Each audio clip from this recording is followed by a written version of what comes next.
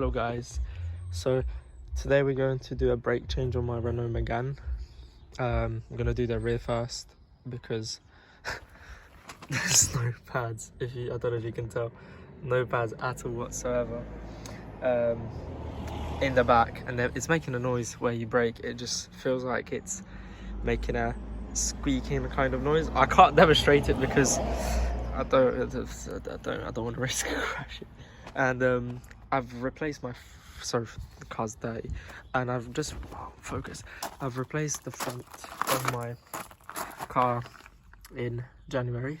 The brake pads, and they already seem to be, yeah, that's not brake pad, that's the casing of the pad itself. The brake pad itself is running low because the rear isn't catching, and the front has a tremendous amount of force of the entire weight of the car put onto the front.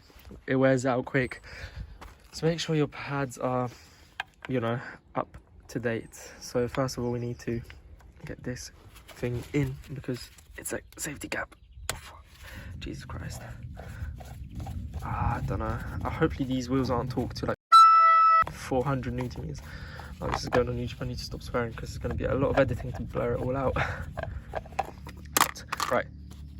I've only got 4-wheel lug nuts, so I'll probably go get that sorted. Before you lift the car up, make sure that your jack stand, if you're doing the rear and your car's front wheel drive, put it in reverse or gear 1. Don't put the handbrake on because your brake caliper will seize and you won't be able to take it off. Make sure the jack stand is in line with the car, perpendicular, so it doesn't slip. I would put just everything you can do to stop the car from rolling over. Pretty much, yeah, that should do. Yeah, the front and back, because you don't want to, you know, overturn fall on you. So the socket size for the rear and the front, I think it's 70mm. Yep, and this is the safety lock. So now stills your wheel. See, it's unique, fits perfectly. Now I'm going to take off the wheel, well, loosen up the lug nuts.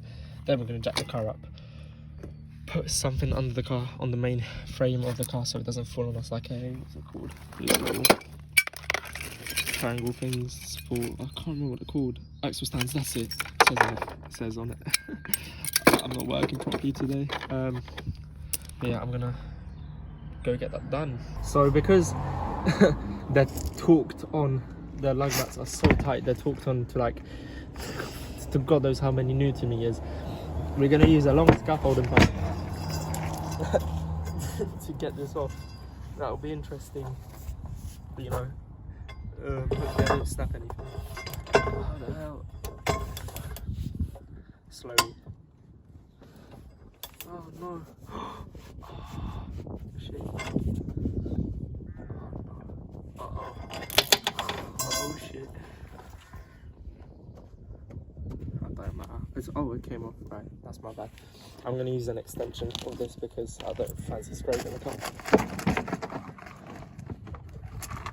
You're not really meant to use these extensions because it's longer. It's a longer socket. Not meant to use these because you're going to mess up the torque. So yeah, we don't really want that. Which one was I doing? Definitely not that one. That one. And then you're doing a crisscross pattern.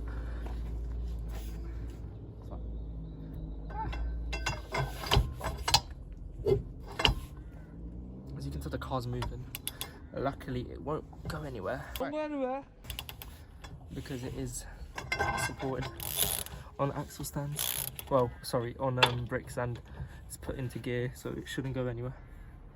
I don't think. If it's put in reverse, it can't go forward. At least, and when you lift it up on by the back, it'll go forwards naturally. Physics. Somehow got a C in that. Now we need to put that lock here. Oh my god. This was the challenger one. Please don't snap. Okay, right.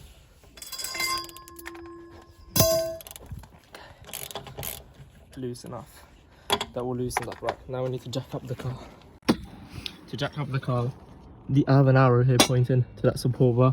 Don't jack it up anywhere, please, because you're going to damage your car. Now what you need to do is make sure, put it in. That's what she said. Make sure you jack it up slowly so it actually goes in properly on those supports. Yes, it will. So now I'll just jack it up. It's going up now. Please don't fall. Okay, this car's pretty high up, so it's kind of easy. See that now the wheel's off the floor. I've got clearance. You can now take the wheel off. However, I would like to put an axle stand. This is the main bar of the vehicle. How there's plastic, so you can always put one here. Axle stand, one axle stand, or somewhere there. We'll have a look in a sec. Yeah, there's markings on it not to put any axle stands or any car jacks. My exhaust is also really rattly because I carved the muffler and it doesn't have a mounting point, so it just shakes around like that. I'm just thinking of a point where we can jack it all up in the back. Okay, so what I've done is I twisted that 90 degrees the board. Obviously, because there's stones on the drive, you want a flat surface for that jack stand to move on across. Lifted the car off the ground and put the jack stand here. Won't budge. And when you lift off a car, move it about every direction to check if it will fall on you or not. Well, you don't want it to fall on you, both will fall at all. Regarding the jack stand, I always leave it on, and then I'll show you a little trick to secure the car even more whilst I take off the wheel, because I'm going to put that wheel underneath there. And yes, it's an alloy. If the car falls on it, rip alloy, but at least you won't die, if that makes sense. At least it won't fall on you, so that's always a positive. Now, to take off the wheel, one of the most confusing jobs. It's not, but it is, because some professional mechanics don't even know how to do it. So I'll show you how to do it. Put your knee or foot here. It's going to spin because the handbrake isn't engaged, but obviously put one lug nut off.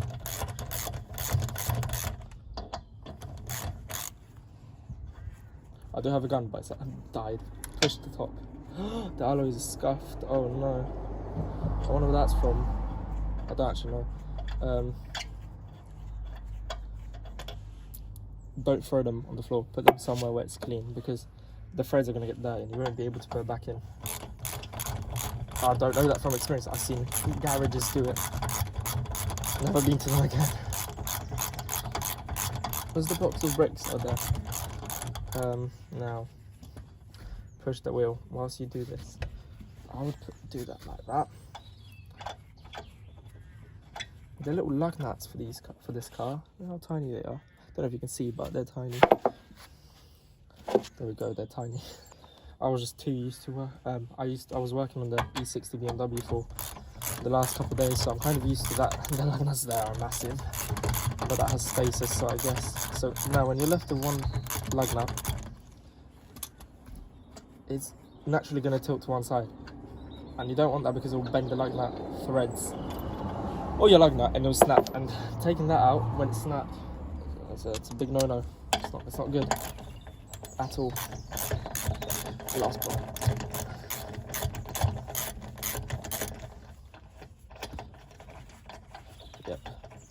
Yep, come out. See, you can't do it like that. You need this little tool you should have in your boot, your glove box. I don't know where you keep this, but good thing to keep. Alloy's off. I had to hammer it out because it was stuck on this hub, because as you can tell, it's a bit rusty and dusty. I need to clean that with a wire brush. Just do that. Make sure you don't hit the pads, the discs, sorry. So if we look at it now, oh my god, focus. There's no pads at all, and I'm surprised they're still smooth. So yeah, that's my exhaust here, cut out. I wonder what it's hitting on when it starts. I don't know. Oh, diesel. Oh, okay, right. So that's what I meant with the alloy. Make sure you hit the tyre, the inside, like this. So I couldn't record it because it was very noisy. So make sure you hit the inside facing that way, the hammer of the wheel, the actual, not the alloy, the tire, because you don't want to bend your alloys. That came off. Put it there as an extra safety measurement. 1, 2, 3, and we've got many brakes, so we're safe. And we're not really going under the car anyways. I might need to look at the exhaust because it's rattling. That's about it. It's now time to take off the calipers to get to the brakes, and as you can tell, we need to undo this bolt and this bolt here, and this should come off. And I'm gonna use a box so that the caliper doesn't hang on the pipes. You don't want that. If that starts hanging on a pipe, these will snap. They're very sensitive, and that's a brake fluid pipe, and yeah, you don't want to bleed the brake system because that will take a substantial amount of time and unnecessary amounts of effort. So this is a 13mm going on here. Please fit. I checked already. So now the wrong way. That's tighten. That's loosey. What are you doing? There we go. And now we need to pull it that way. However, I need a bit of force.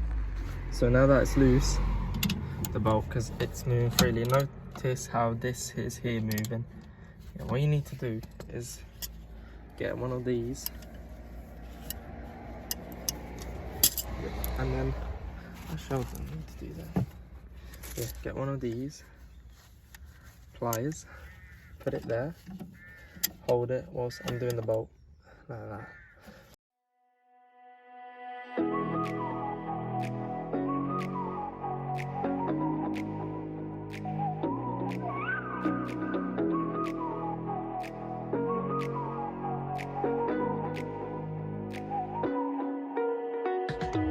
You're the night sky trying to... Now that this is off, both bolts are out. As you can tell, you need to be very gentle with this because that needs to get pulled out from here and here, and it does require quite a bit of force to come out because yeah, that's how calipers work. So we were able to take caliper off. We had to loosen the handbrake line which goes underneath, but because we didn't engage the handbrake, that's what I mean. If you engage the handbrake, this piston moves towards you, and pushing it back in to get the thicker pads in is a struggle. This is, yep, come out, big boy. Yeah, oh my god, they're deteriorated. These brakes are not good. I've never changed the rear ones, you can probably tell. This one's seized, not good, because you need to use lube for them to work and operate on these rails. Yeah. These are brake accessories. I got these months ago, the new ones. I just remember they didn't come with a kit. Every time you do change your brakes, but because I haven't changed these never since I owned the car 2018 August. I haven't changed them since. Don't know who's changed them last before. You need to change them. Look, that one has a broken little bracket thing, whereas this one doesn't. You change everything in pairs with cars. You change the side of the brakes, you change the other side. So yeah, now we need to clean it out with a toothbrush or something. Get all the dirt out and debris. Spray with brake cleaner. Put these in, new pads, done, side done, easy. So all you need to do is spray it, toothbrush, just rub it in there because we need to get all that brake dust out. Then we get like a cloth or something, wipe it down. And, you know, we do what we can do with this because it won't be perfect at all. And then repeat for all sides, even this, and the inside I'll clean out a bit, and this. And we need to put the piston back. This is all cleaned out now, both sides. You need a lot of brake cleaner for this job, you know. I would recommend getting 5 every time you buy brake cleaners. Get 5 of those. They're not expensive, like £2.50 each. But yeah, I'm just concerned how my car drove on these pads. Now this is clean, I'm going to show you what to do next. Next part of the video is, see that piston? That needs to retract all the way back so the new pads can fit because they are way thicker than these ones. There's a special tool for it, however I don't own it, I'll just use that. You need to like grip it and push in for the front. For the rear, I am pretty sure you have to twist the piston clockwise for it to go back into place, but I will check and show you. So I took the rubber off from that and pulled it back because whenever I was twisting it, it was moving. What you need to do is grip it on here. This seems to be working. Grip it and twist it. I can't twist it because that is not how it's not ideal how it is here. That I need one hand holding this and the other one twisting it, so can't really record it. Sorry about that, but you get the idea. So after about an hour of trying to put this caliper in, we made enough progress to possibly fit it in there. What you need to do is not only twist it clockwise, but push it in at the same time with a finger. Twist, push at the same time. What we need to do now is add this brake lubricant on this area, here, and around the pad, and on this side of the pad. So I'll do that now and put the pads in. So I managed to put it on. However, this fell off. Doesn't matter, just back cover. Now what we need to do is clean these bolts out with a knife, put thread locker, tighten them back, and then pretty much it. I know, yeah, we can't forget about the handbrake because that is important. Just finished putting that on. Obviously I chipped the paint certain parts, just need a little paintbrush, touch it up. Perfect. I'm not going to do it today. The springs have to be spread on both sides. It's going to be hard to put on. You kind of have to put the bolt there, hit it with your hand whilst holding it like that, and make sure to go in here. Then you tighten both sides. Perfect. Nice and sturdy new brakes, fitting perfectly. Get a wire brush, scrub that, get a brake cleaner, clean out, done. Put wheeler back on, finish that side. Other side next. This here is called a torque wrench, set to 120 newton meters. So 120 newton meters each. One of those lug nuts will be bolted to. So passenger cars, normal vehicles, 120 to 130ish, vans and stuff like that, heavy vehicles, 140 to 160. However, I'm putting 120 here according to the specification of Renault Megane, which is available online. That's how I use a torque wrench. Make sure the car's down on the jack so it's actually laying on. So listen for the click. Push it down here, not here.